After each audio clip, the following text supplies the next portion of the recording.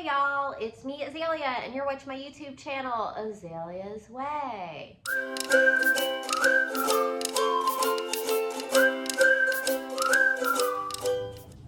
Y'all, I've been on YouTube.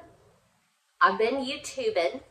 I've been a YouTuber for 10 years. I've been on YouTube for 10 years. I feel like YouTube, I think YouTube is like 20 years old. Half the time YouTube's been here, I've been on it. Wow. So, like, I feel in a lot of ways in my life, there's been like a little bit of like a cycle or a story that has had to cycle through. And I feel like I'm closing off a cycle in this era right now. I feel like I'm wrapping up and closing off a cycle of my life now in this present. I'm wrapping up like 10 years of something. I'm wrapping it up. Close the book, new book. So like I grew up as like little rural child playing with toads down by the creek with my pet rabbits and reading books and making watercolor paintings and playing in the mud and imagination and doing my little tiny small town theater and ballet lessons. So I did all that. And then I was a teenager and I really suffered with depression. That's when depression started as a teenager. And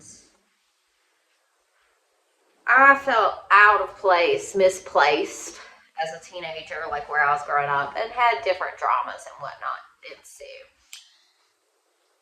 And then I was like wild and directionless after I graduated high school. Absolutely wild and absolutely depressed and absolutely directionless. And I'll try anything once.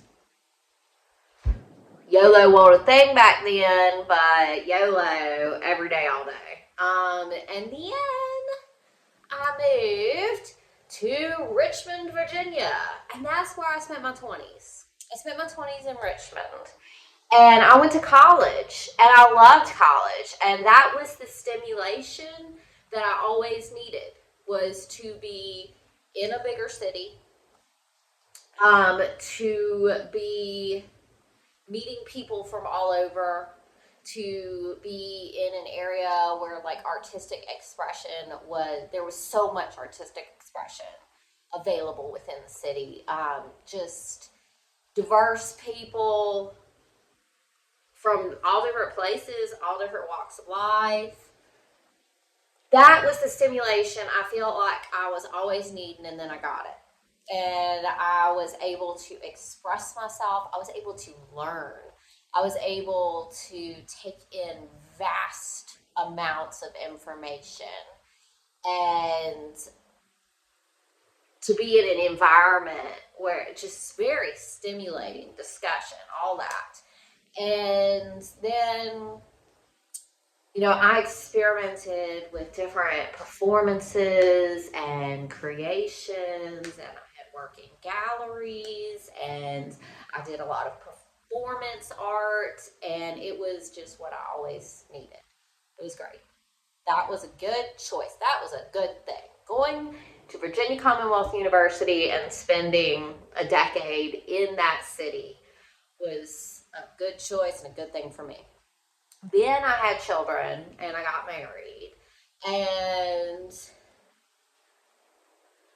that changed things for me. And I was in a stay-at-home mom dynamic, and I had some mom friends, and that was working for me for a while. But I needed help. I had these two little children, and I didn't really have help. And at the time, my husband worked out of town a lot, and I also was into all of these great ideas, and I wanted to do something extraordinary with my kids. I became on fire for homeschooling, for breastfeeding, I've always been interested in the environment. I just, all natural diets. Like, I wanted to do the parenting thing just like a revolutionary act, raising kids differently maybe than most kids are raised, than I was raised in many ways. And get on fire for, learning about different education techniques, like Montessori, Waldorf. I got into gardening. I got my first chickens. I was enjoying so much discovery and learning, and being a mom suited me. My babies, that was natural as breathing for me. I love on these babies. So I love being with my babies, but I really didn't have help, and I didn't have anyone that was into any of the things that were exploding my mind, that were making me, on fire for like a parenting revolution. And I felt really lonely. And so me and my husband, randomly his job brought us to Lynchburg, Virginia, which the surrounding rural area is where I'm from. So if we came back to Lynchburg, my whole family is in this area, and my parents are in this area. And I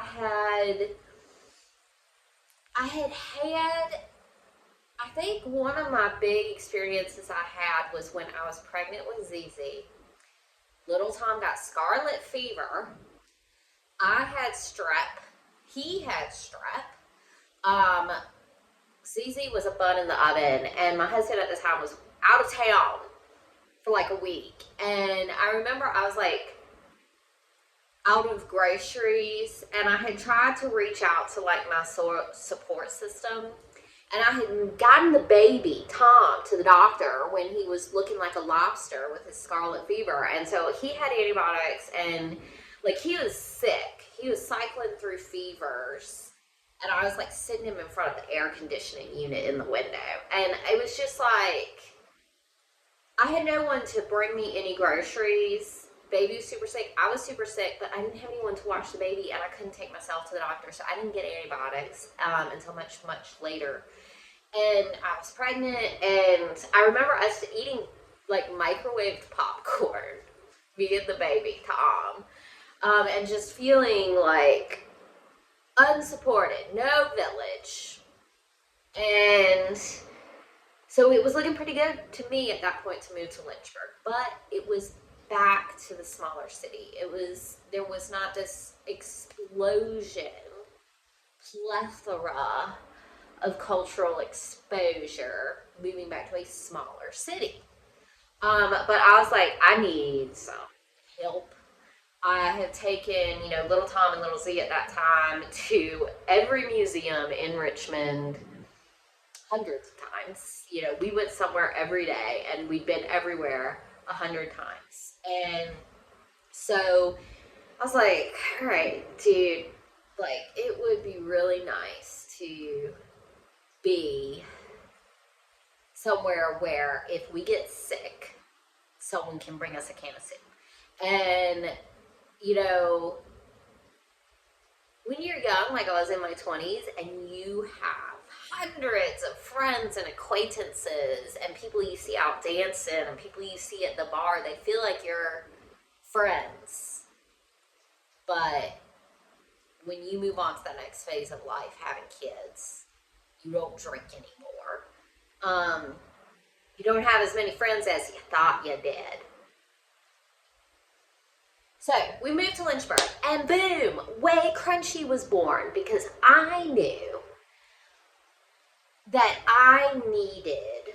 And I had talked with a close friend I had who lived far away, didn't live in Richmond with me. We had been roommates in the past. In Richmond, actually, is how we became friends. But I talked with my dear friend, and like, if you are going to move back to a smaller city, you need like a worldview type outlet, like a bigger connection. And so essentially that's how WayCrunchy was born. I moved back to Lynchburg. We're looking at 10 years back in Lynchburg. So WayCrunchy was born. And I was living, when we moved to Lynchburg, we had owned our house in Richmond. We had that set up with a rental program, like a rental manager. We had renters. We bought another house here in Lynchburg, which was my dream house.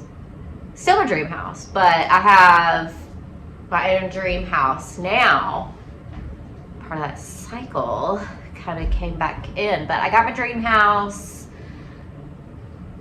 when we moved to Lynchburg, and I started my YouTube channel, and I became I started talking with the creator of MommyCon. I don't know if any of y'all remember MommyCon, but it was kind of like a really good time for like mom blogging. Things were newer back then. And it was also golden age of the Instagram. Instagram back in the day was an inspiring place to be. You saw the photos of the people you chose to follow.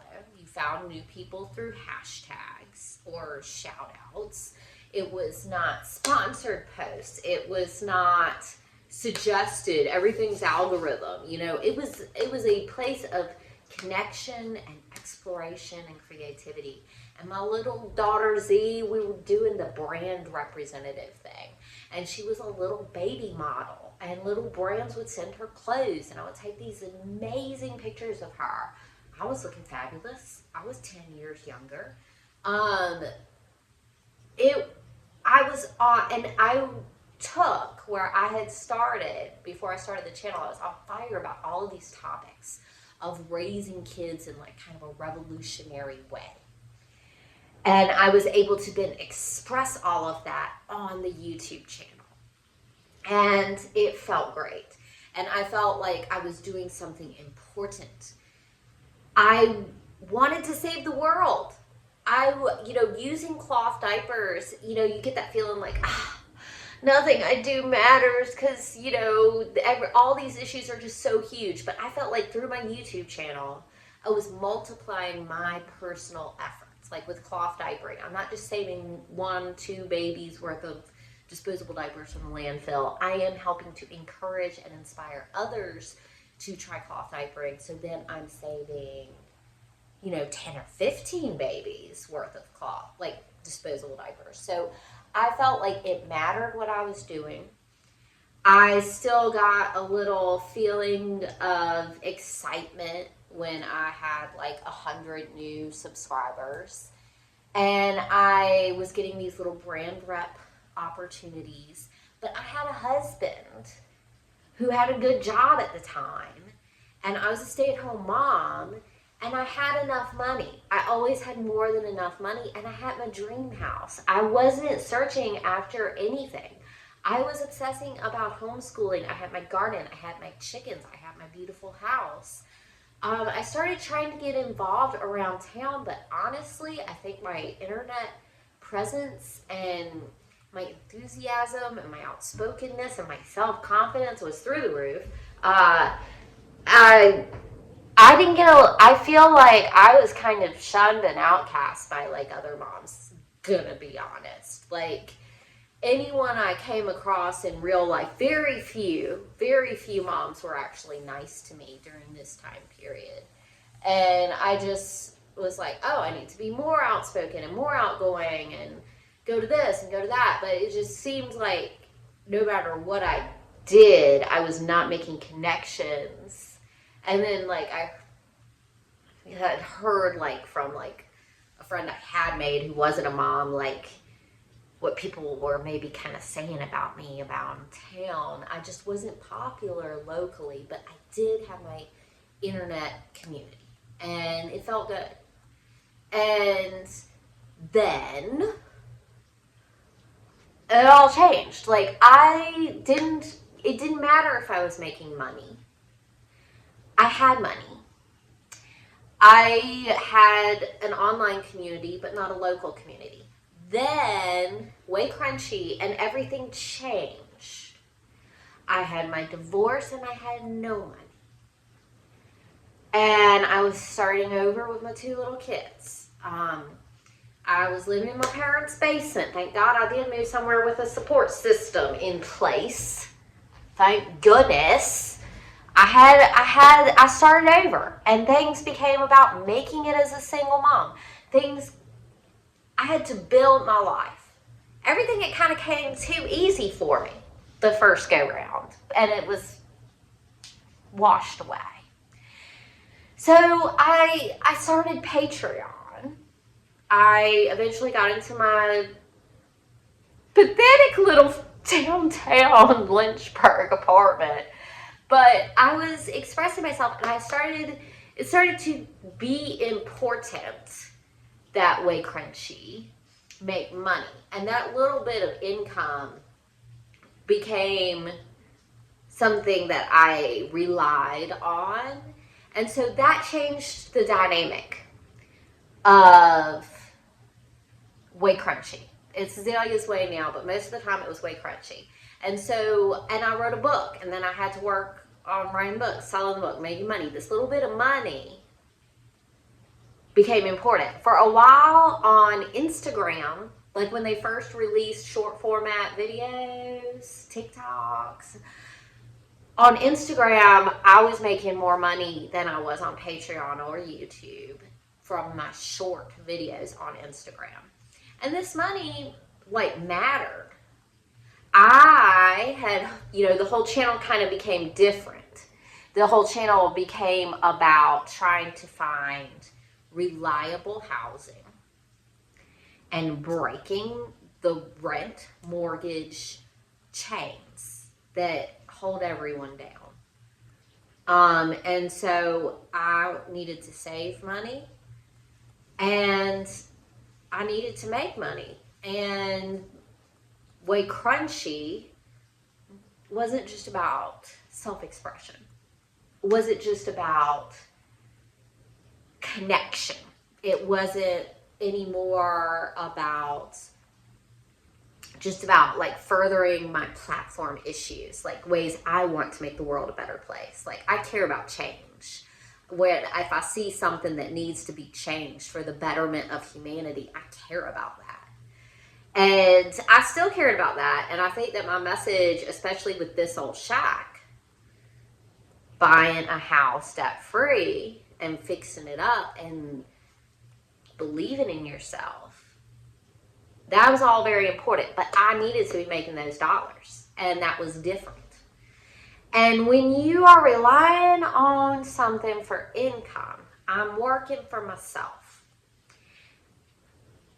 There is no time that you clock out. When I'm writing a book, I am writing it every second of the day. I'm writing it in my mind when I'm falling asleep. I am composing videos in my mind as I fall asleep. I'm thinking about what my next video is. I'm taking videos about what my next video is. And I am constantly trying to strategize, research, and figure out how to get more subscribers, how to get more views, how to increase sales, how to monetize. And I never can stop. I want to clock out from work. So here I am. I did the debt-free fixer-upper. I've done 10 years of vlogging. I wrote a book. I am back in a dream house in my perfect neighborhood. I have 3 children and a loving partner.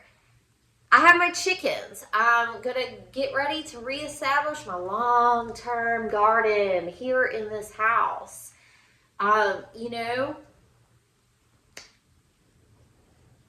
I've come through to this point, and you know what I'd like to do?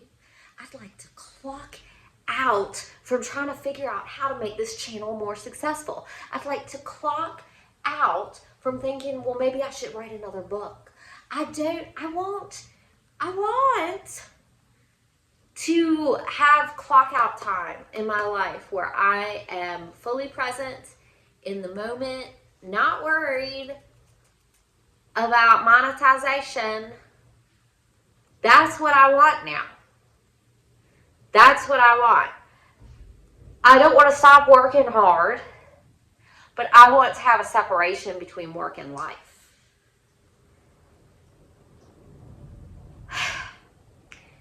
I have been doing the YouTube thing. So once I reached the point where I needed it to be monetized and it wasn't just a passion project, it has lost some of the fun. I filmed a video last week. I like to try and put a video up every week, like a full length. I filmed a video last week. And I have done a lot on like being frugal, saving a buck, because that's how I achieved my dreams. And Big Lots is going out of business. So they're having a liquidation thing right now. And I was like, all right, liquidation, going out of business. Let's see what we can get. And so I got my haul, but it really was terrible. I had everything that I ended up getting in that haul ended up being pretty low quality. And so I didn't want to share that video. I don't want to share content that I'm not passionate about. But, you know, I kept having that thought, I have to be consistent with my uploads. I have to be consistent with my uploads. But y'all,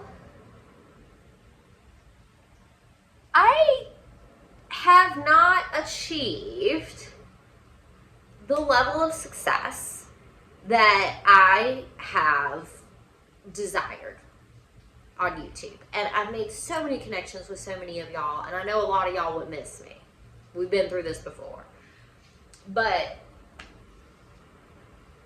I am not satisfied with this situation. And I'm starting to feel really chained to it. I have started to look for alternative employment. I have completed a cycle, and this vlog has been with me through this cycle of motherhood and homeschooling and divorce and losing the dream house and figuring out how to have the dream family in the dream house and getting it. I did it. I have completed some kind of a cycle here. And I am sick to death of social media. I am sick to death of short format video.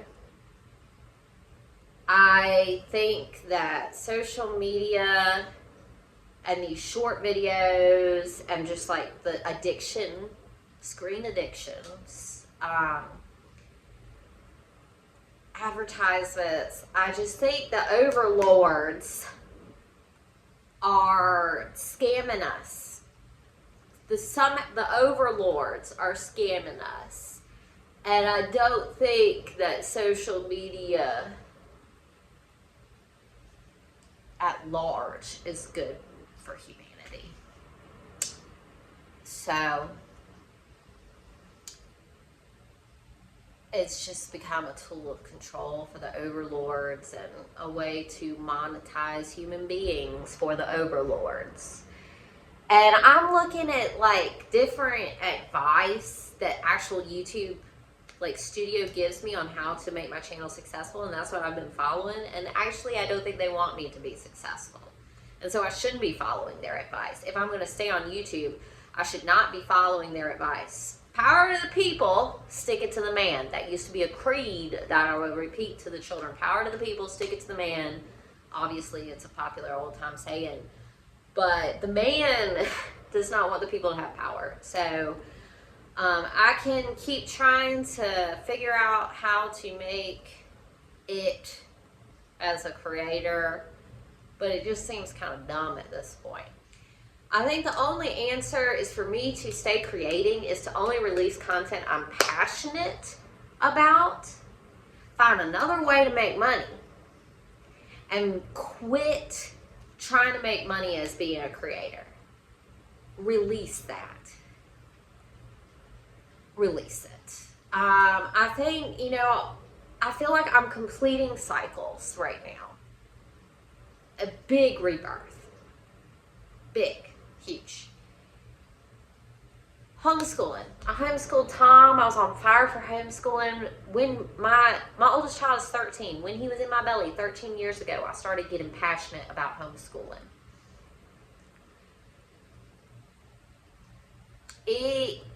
With my son's homeschooling, I dedicated every ounce of my being. One of the reasons I stuck with being a creator was so I could homeschool Tom. But it never, ever was what I imagined or wished it to be. I just think maybe people don't like me that much in real life. I don't think in real life, I guess I don't have the qualities of leadership. There's something off-putting about me, I think, in real life. I always wanted to start something. I always want to start something, but no one wants to join what I want to start, ever. And we were lonely. Me and my son Tom were lonely. Doesn't help that we had the pandemic during the middle of his homeschooling. That's a different story. But we were a member of a co-op that was something that I believed in. And it just felt like I never made the connections with the other families, the other kids, the other moms. We didn't make the connection. I think we always kind of felt on the outside. And that co-op disbanded. And I had put probably hundreds of dollars of materials, watercolor, paint, paper, wooden blocks, wooden toys, tables. I had all my supplies in. The co-op disbanded, and no one ever even contacted me to let me know it had disbanded or to see if I wanted to pick up my materials. And there was never any group. There was never any connection with another homeschooling family. I don't know why. Really, we failed to make the connections. I don't know why I'm unlikable in real life. But that's what happened. I used to refer, after the divorce, it was just me and Tom and Z, a revolution of 3. For one thing, my daughter's hard of hearing. She has disabilities. I think that's one thing that might have made it a little harder for us to make friends, because as much as people want to think they're liberal, as much as people want to think how open arm and welcoming they are to people with differences, most aren't as open as they think they are. So that was a struggle for us, I think.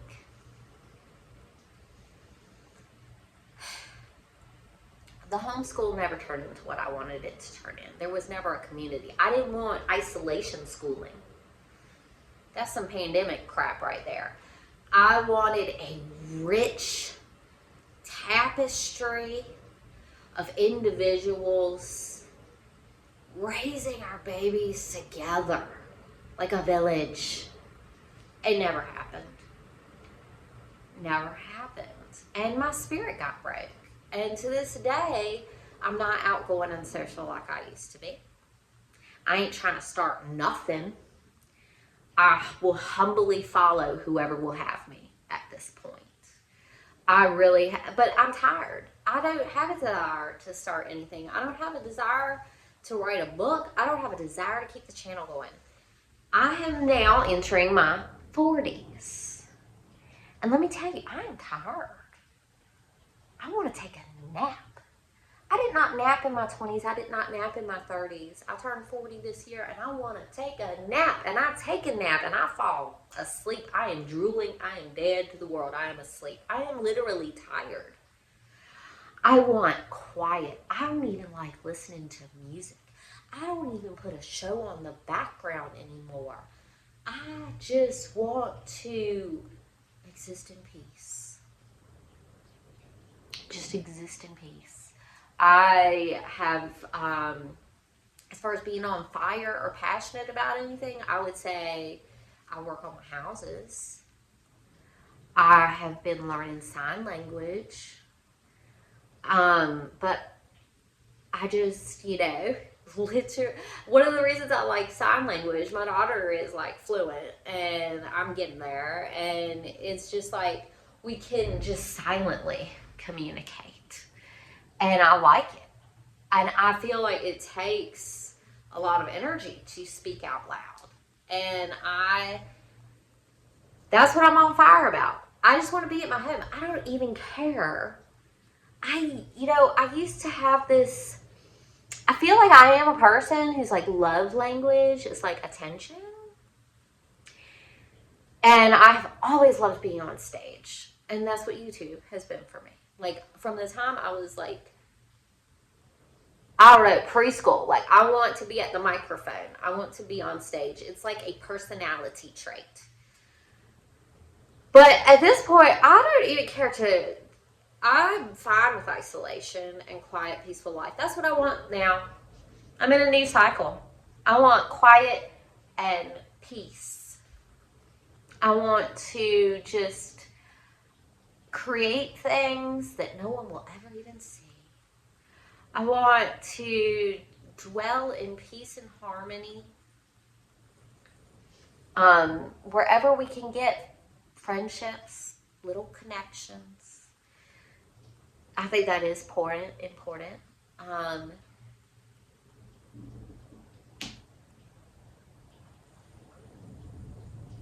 Honestly, I mean, it sounds kind of bleak as I'm explaining it, like reaching kind of a point of being kind of over trying to be a creator. Kind of, I'm accepting things that haven't worked. Being a creator has sort of worked. And it did allow me to continue to try and homeschool as a single mom, and then in my partnership, and to work on the houses. It has served a role, but it has never taken off the way I would need it to continue. I think that if I release trying to make money and get another job that makes money, so that this can just become a creative expression or something to elevate issues I think are of great importance, that could work. There are different things that have not served me. I became a yoga teacher. That did not serve me.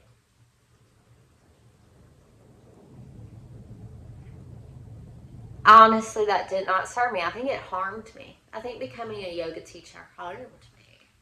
It's kind of like wanting to be a creator. So instead of finding a different job, I kept trying to be a yoga teacher. And, getting $3 a head, maybe $7. Maybe you get some free yoga classes off of it. It's not a job. You're not making a living.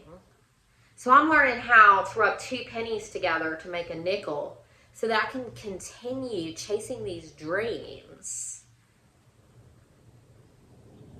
that have not been in my best interest.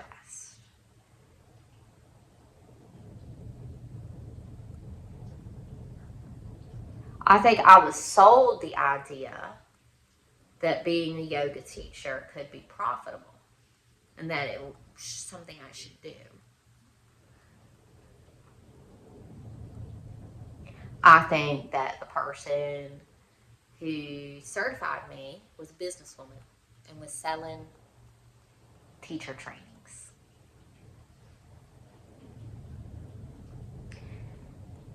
You have to watch out. Don't get confused about who has your best interest at heart and who is selling you something. If I could teach every one of you one thing, it would be that. Are you being sold something? Or is this something that will benefit you? Anyway, 10 years on YouTube. I did that. That's going to be a part of my story forever. I'm not saying I'm getting off YouTube. It ain't nothing dramatic like that. I am not even into big dramatic gestures. But I completed a cycle. I'm where I want to be with my family. I'm putting down roots. And this is where I'm going to grow.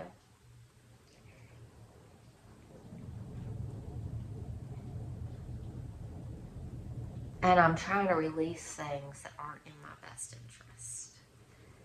I'm trying to release things that don't quite work. I'm trying to do some things different than repeating cycles, because we're closing. We're closing this cycle. I'm not repeating old cycles anymore. And I'm educated. I got skills.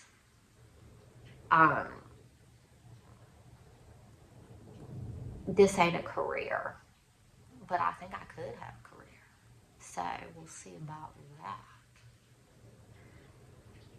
My book is a treasure. I wish more people would read it. It's an absolute treasure. It's a really good book. But I'm tired of figuring out how to promote it. I'm tired of DIY. Tired. I'm just tired.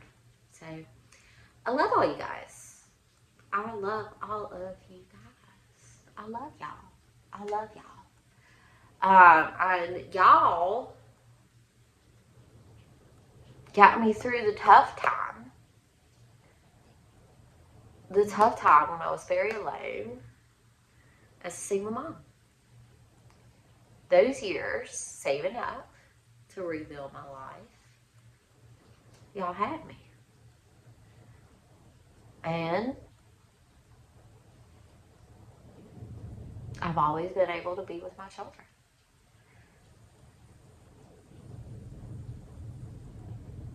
Thank y'all.